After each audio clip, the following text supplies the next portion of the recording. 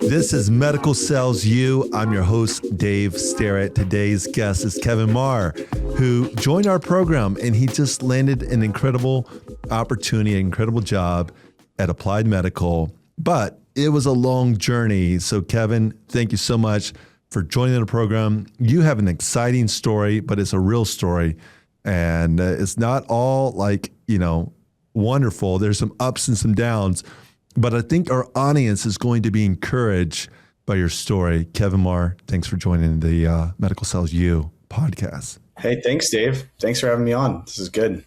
I'm excited. Kevin, we want to hear, let's just take us back because we connected on LinkedIn and you reached out to me, and then I saw on your biography that you worked for this nonprofit ministry, Young Life, and you were kind of interested in medical sales. And so I think I introduced you to another person who was in our program who needed some coaching for a final interview when we were brand new. And he landed a job at Tempest AI. So I introduced you to him. But I want us to go back to your college days. Like growing up, what made you decide you went to JMU, not too far from where I grew up in Stanton, Virginia. JMU's in Harrisonburg, Virginia. Tell us what you were thinking about in college, and tell us how that transitioned into your first career. Yeah, absolutely. Yeah, I grew up in Baltimore, Maryland. And then, when it was time for college, I just kind of was looking at what everybody was talking about, which colleges, didn't really know a ton about what I wanted to do, but visited JMU and I loved the culture. Most people will say that if they go there, the culture is just incredible. I went there for 2 years for business. And then, halfway through, during the time I was a volunteer Young Life leader. For those of you who don't know, Young Life is a nonprofit Christian organization that works with adolescents, and it's heavy relationship based. So you give a lot of your time, if you're a leader, to go and be with kids on their turf in their school. And so I was developing all these relational skills. I was doing business, but I started to get this tug that I think I might want to work for Young Life full time. And so I misinterpreted that as wanting to teach because I liked high schoolers, but it was really, I felt like God kind of pulling me to want to be on Young Life staff. And so I switched my major to history. And so I was a history teacher or a history major for 2 years when I thought I was going to be a teacher. And then at the end in 2013, when I graduated, I was pushed by quite a few people that were on staff at the time to go on Young Life staff. And from that point on, I went to Baltimore for 2 years, went back where I came from on Young Life staff as an associate. And then for the last 10 years, I've been in Bel Air, Maryland, which is just northeast of Baltimore, as the area director in my county for Young Life. Wow. We have people from all different professions join MedicalSalesU. They want to get into pharmaceutical or medical device. And I tell our members to try to look into their story, their unique skill set that that can develop and can grow into an area like medical device. But help our audience know, what does that mean? You're a Young Life director. What tell us a little bit more about what your weeks look like. What did it look like in a year? I know you guys have some great camps. I've actually spoken at some. There's one in Virginia that's really nice. So I know a little bit about Young Life, but for our audience, tell us a little bit more about Young Life and what did that mean for, with your career? Yeah.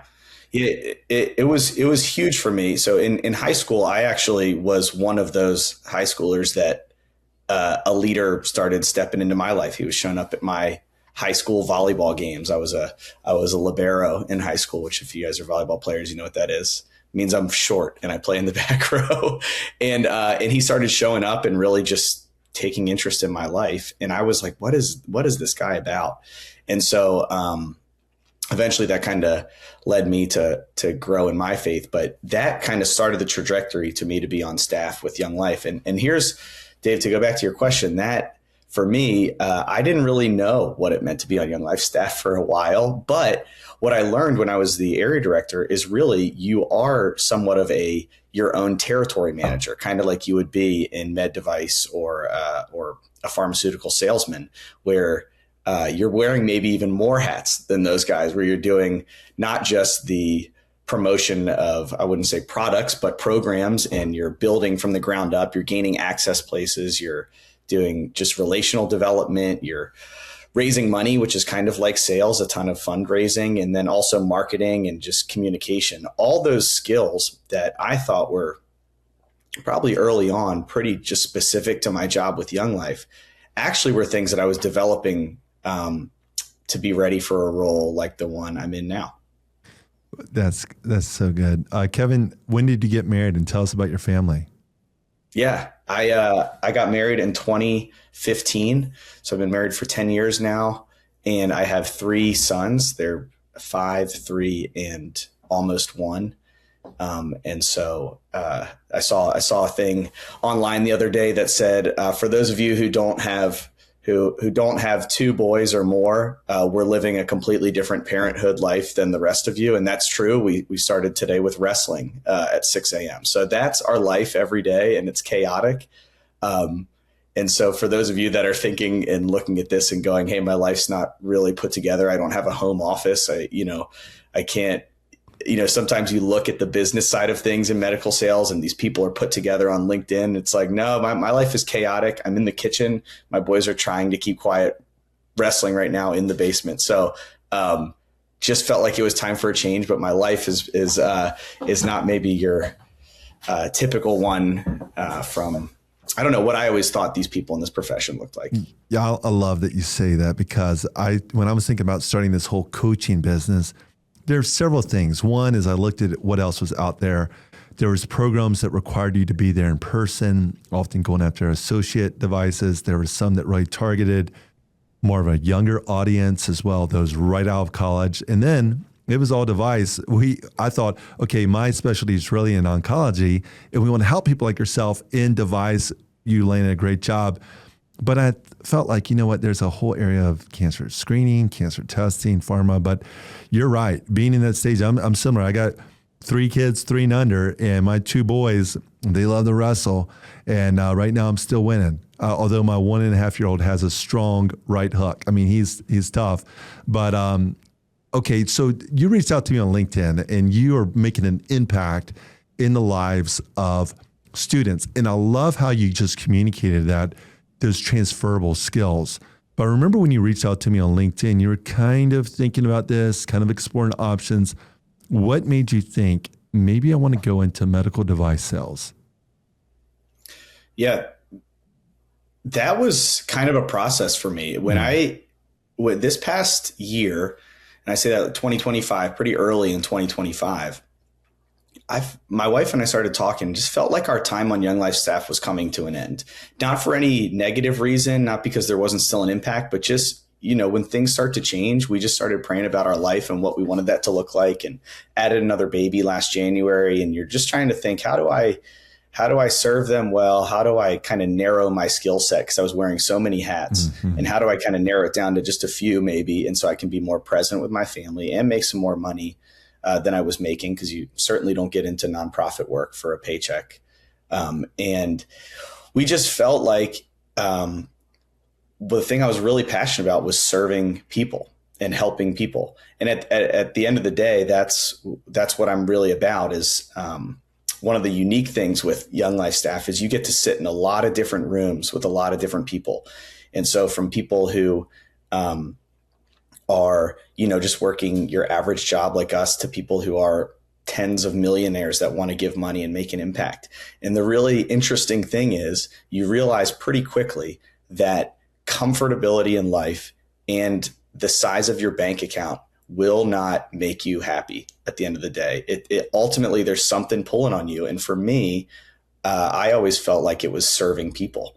I think that, that's part of me trusting in God, but also just the reality of like, we're meant to be serving one another. And so I knew when it was time for a change, I wanted to do something that directly impacted people.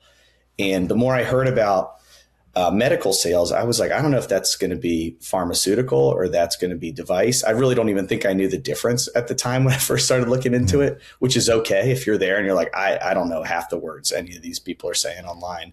The good thing is great reps are really good learners and understanders. And so you start to figure it out. But I just knew I really wanted to help people with my next role as I got to serve my family on the other side.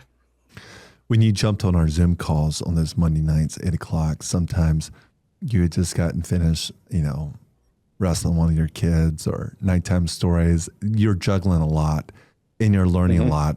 When you joined our program, it wasn't easy. And maybe you can just walk our audience through the whole stories. There were some really ups, but there were some challenges too. Tell us a little bit more about joining MedicalSalesU in that journey. Yeah, for sure. So to go back, even when we talked on LinkedIn, one of the things that was a deciding factor for me when it came into thinking about a coach and really thinking about MedicalSalesU, it was kind of twofold. One was, did I think I could figure this out on my own? And I think I could probably do 60% on my own. But I don't think that would have been good enough for me to actually land high impact interviews. And so I was beginning to talk with you and really understand what you brought to the table. So that was really important for me. And then two, I realized how sincere you were about what you were doing and how passionate you were. And so for me, that kind of passion and sincerity is really important when you're trying to convey a message and also move people along, a line, a trajectory of trying to make impact somewhere. So that's really what did it. And so when I joined the class and we had these Monday night calls and I was getting all this content, I was pretty overwhelmed at first just because it was so much. But yes, I remember being on those calls. I think one of them I was holding my youngest son who was, 8 months at the time and just, rocking in our storage room, which was like the quietest place I could be for those calls. But yes, it's been kind of a wild journey. And so this is kind of what ended up happening is pretty quickly off the bat. Maybe to preface this, I should say anybody who is struggling with thinking, hey, there's this perfect path for my life and it's my job to walk it.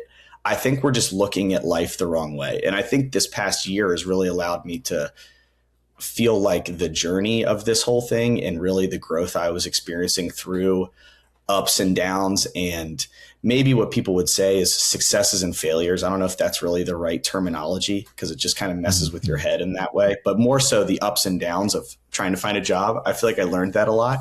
And so I think pretty quickly I started to grasp the concept of what we were doing here and really how to present myself in the most accurate way and how I could get a job. And so early on, Dave, do you want me to use the names of these companies? I mean, that's sure. I mean, because I think if you feel comfortable, I think it's fascinating as you were, I think at a Panera and you were.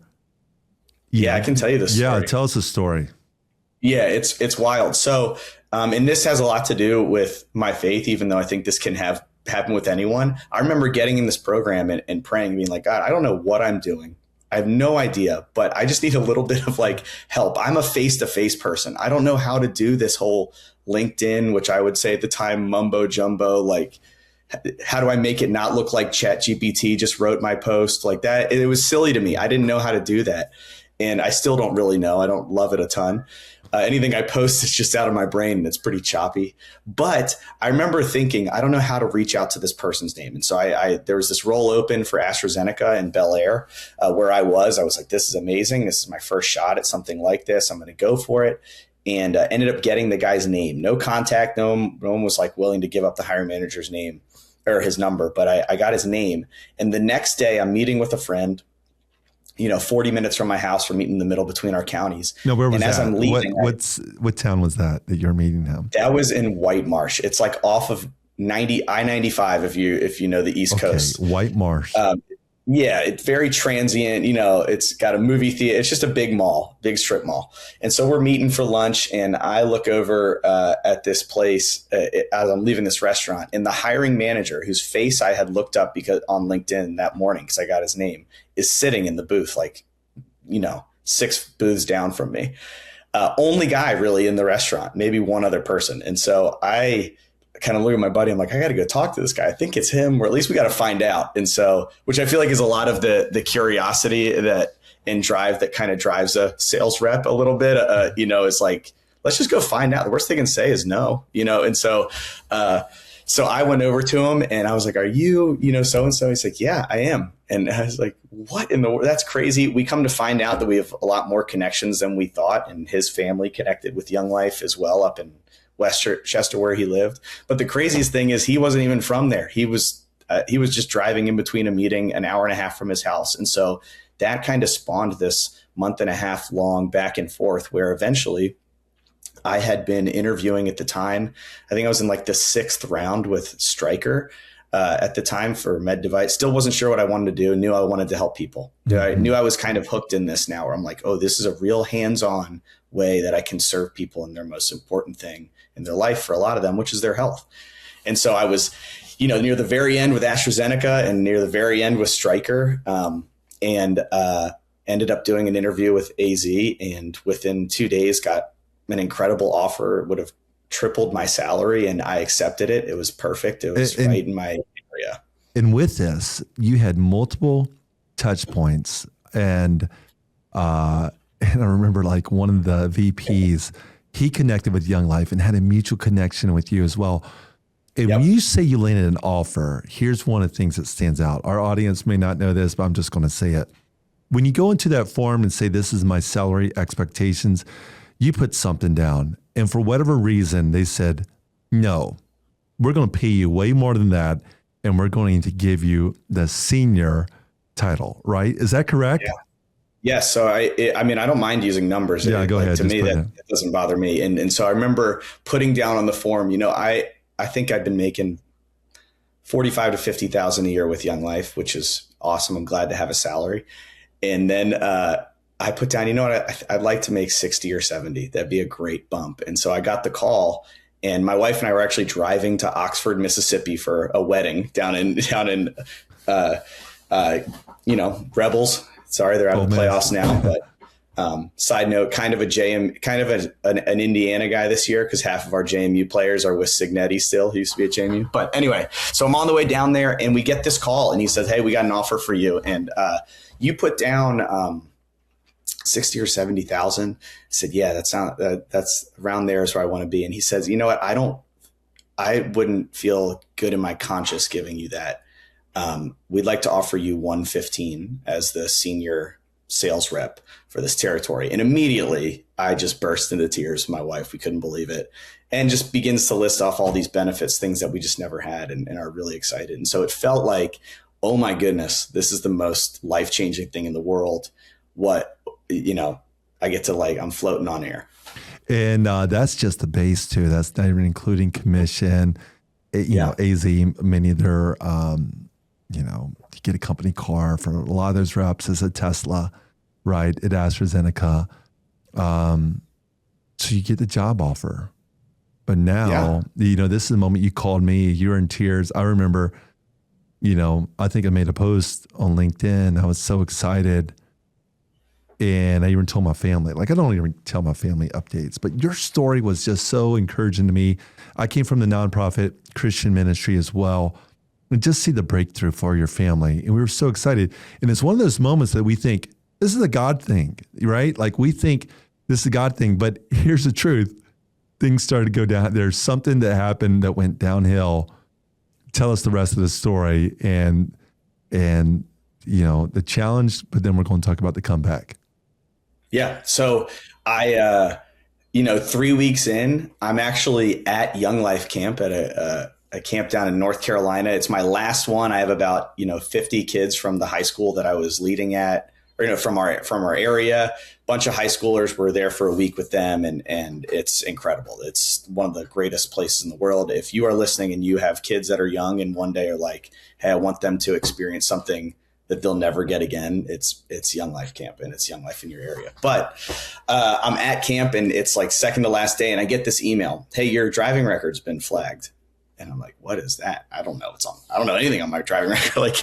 I don't think it's bad at all. I got a ticket or two, but there's nothing. I don't have a DUI. There was nothing questionable when I filled out that thing in the beginning of our interview process, and kind of go back and forth with HR. And I find out that I have basically did the most to save you the story. I had a suspension on my record from one day when I didn't have my registration my registration had expired and I was away on a Young Life like month-long assignment that I wasn't getting mail. And so I had missed court that I didn't realize, and it led to a suspension. And I was like, what is going on? And that suspension put me over the edge and made me a high-risk driver.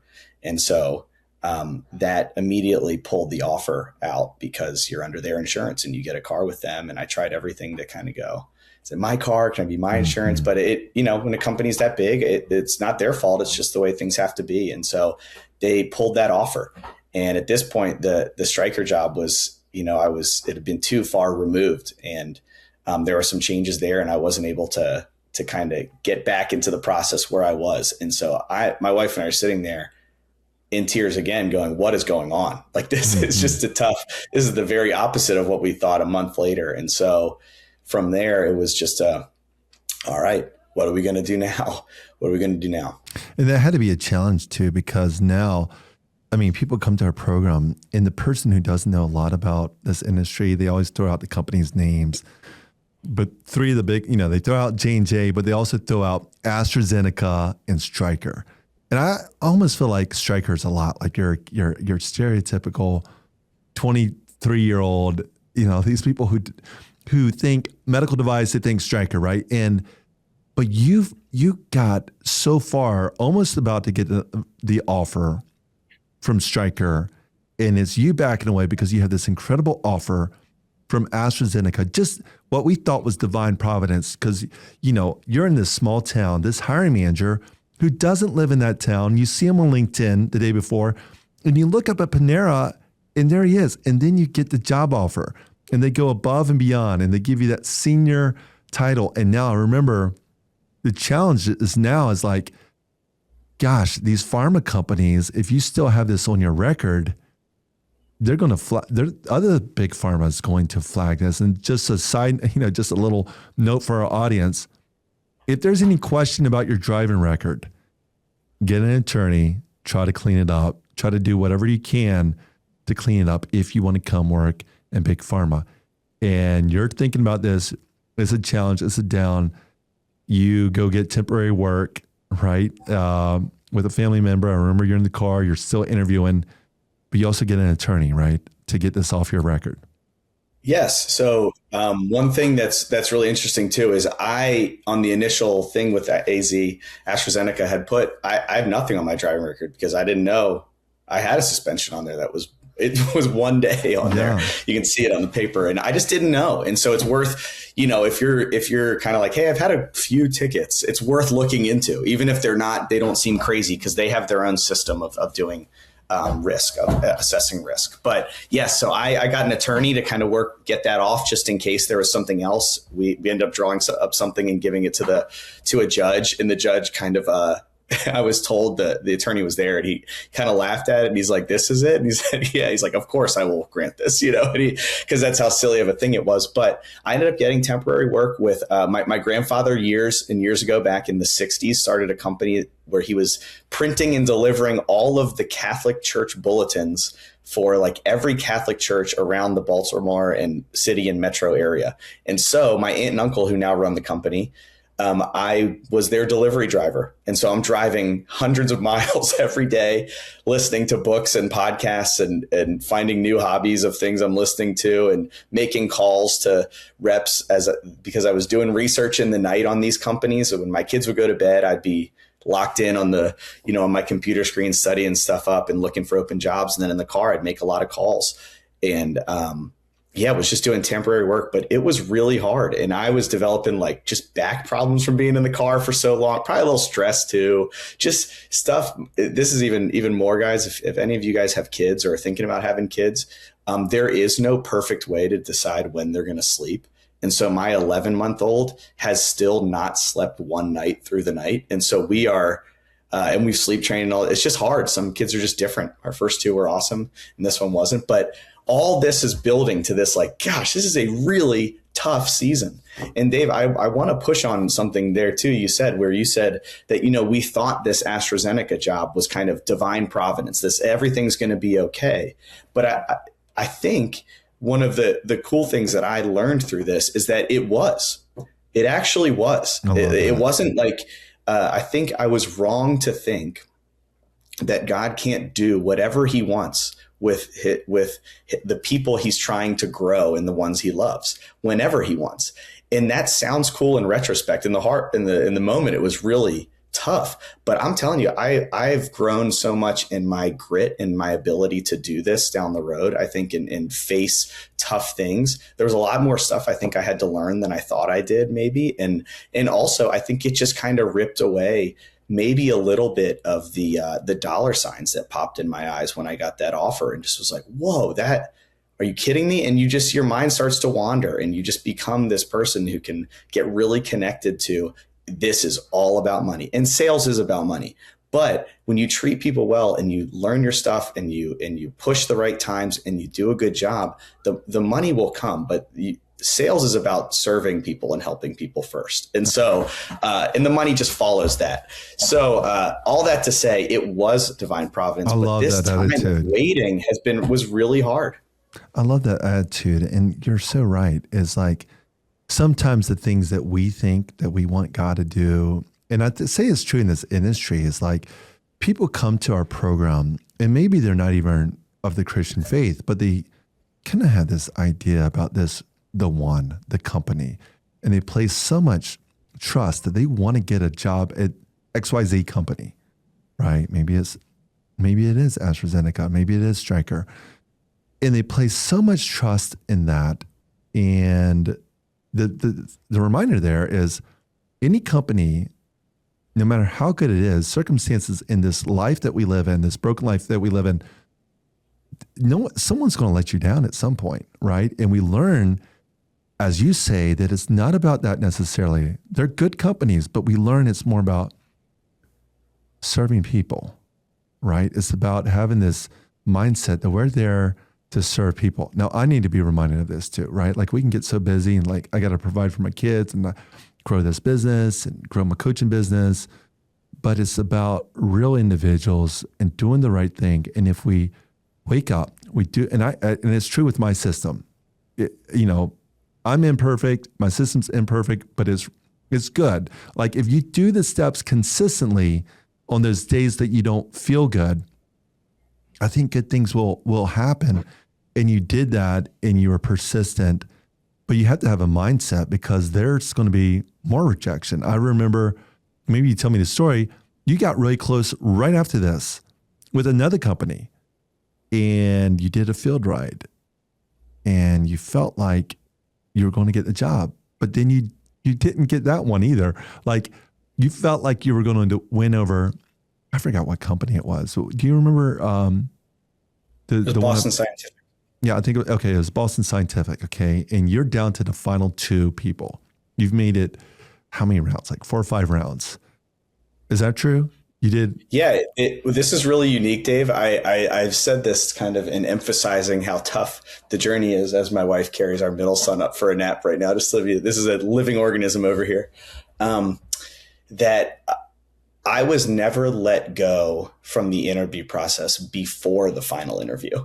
So that's what made this really hard. Through all this, there were multiple companies, even ones we're not sharing, I always made it to the final, at least the final round. I don't know how many people, but at least this is the last guy you got to talk to or girl you got to talk to. So that was tough. But a lot of time, but each one of those rejections, I felt like I learned something different than I had on the other one. Like it was something was getting weeded out of my thoughts or my heart, or just, something was just kind of getting pulled on that I hadn't been thinking about before. And it just caused me to adapt and grow and learn a little differently than I had. What were some of those things you felt like got weeded out? I mean, we all listen to you and are like, this is a good guy, good family man, good Christian guy. He wants to serve people. A lot of us are like, we want to make more money. I mean, you're a good person. What was being weeded out in that process? Yeah. Well, thanks. That's nice to say. But I feel like the first one was really maybe an underlying, maybe unspoken thought that more money was going to satisfy me. Mm-hmm. That was probably the thing with AstraZeneca. When I was like, gosh, look at all this money that we didn't make.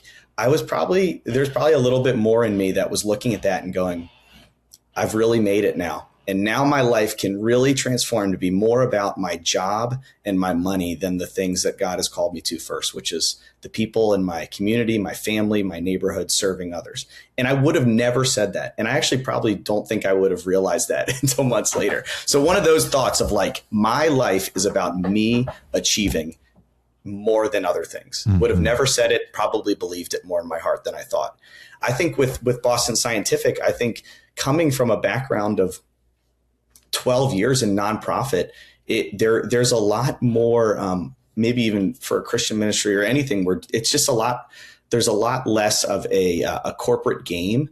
And so you learn to kind of keep your cards a little bit closer to the vest, where I can, even on this podcast, you guys probably hear it a little bit, that I share and I tend to trust people pretty intrinsically. And so that helped me to have a more, I think, more wisdom in how I trust, not necessarily that there's not something wrong about wanting to share and feel like you can trust people pretty quickly, but how to have wisdom about it without playing some sort of words game, but still just being like, you know what, maybe I don't need to share this right now until we really have an answer here, or until we really know. And so just being smart about my thoughts. I thought that was kind of, I wouldn't say weeded out, but it was something that brought to my attention. Yeah, I like to jump in there because that was one thing I noticed.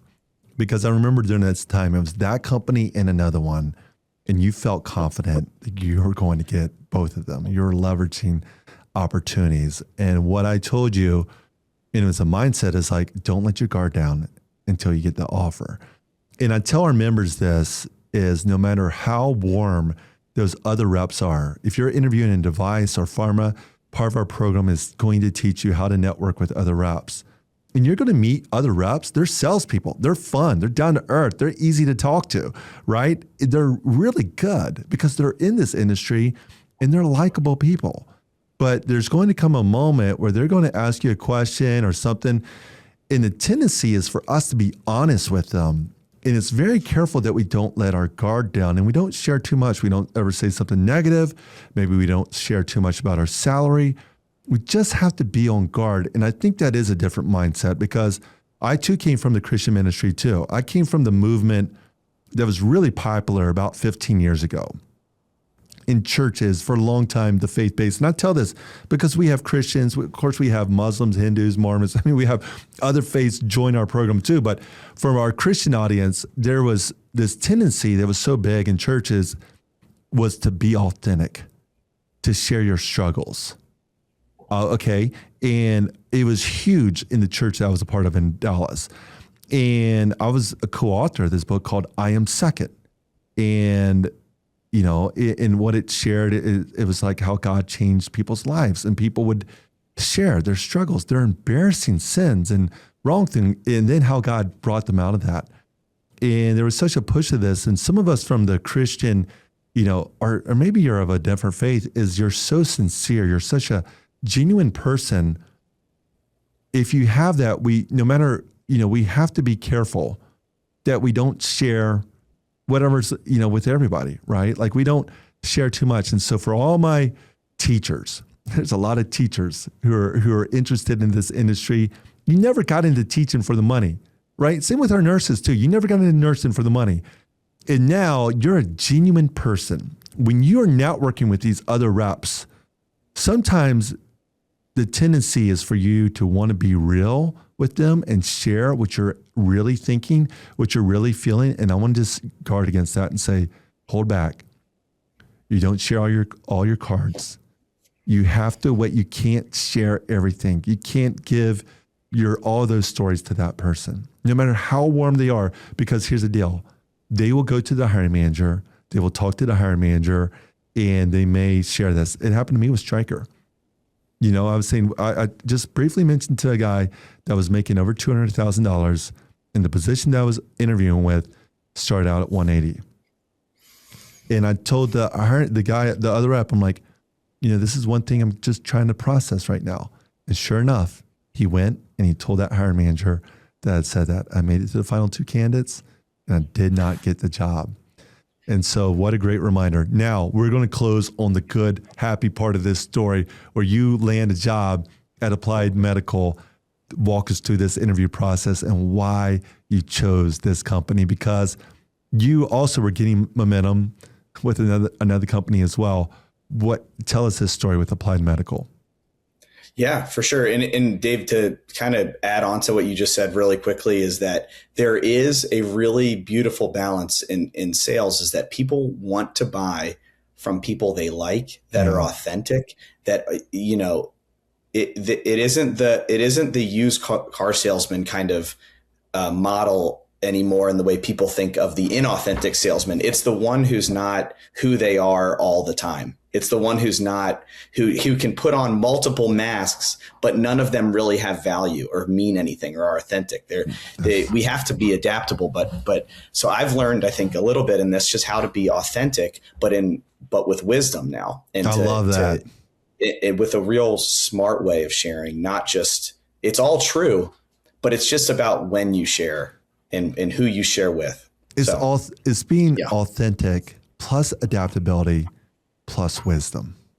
Correct. That's real. Yes. Real, and I would say this too, for those of you who are doing this and are getting into the interview process, I don't know if I probably read this because anything smart that I know has come from somebody else. Like, there's nothing new under the sun, but this was just something that kept popping into my head. Is I kept on thinking during the interview process, I want to be authentic and I want to present myself in the right way.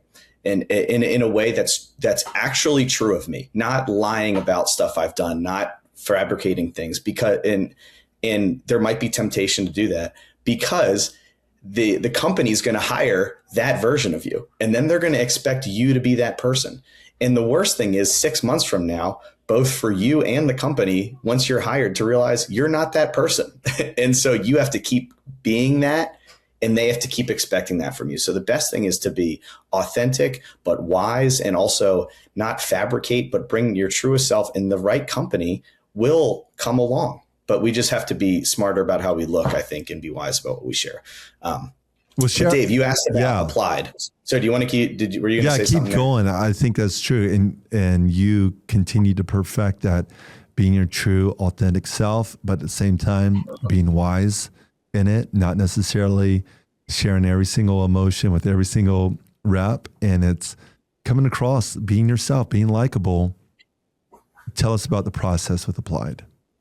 Yeah. So I was on LinkedIn and was looking at other job openings and saw this company open up. And I was like, I think this kind of fits me, and did everything that I had been doing, essentially, to start trying to get on the phone with reps and start trying to figure this out. Because not only are you trying to network for yourself, like for them to see you and maybe, you know, reference you to their hiring manager and all of that, but you're trying to figure out, is this company a good fit for me too? And so I think that's a good thing to remember, is it's not just, are they going to offer me something? It's, do I want that offer? You know, do I want to work for them? And so as I started to network with some people on the team, we had some connections from high school, but you do this long enough and everybody's going to have a connection to you somehow. And that doesn't mean it's a good company to work for just because you connect with those people well.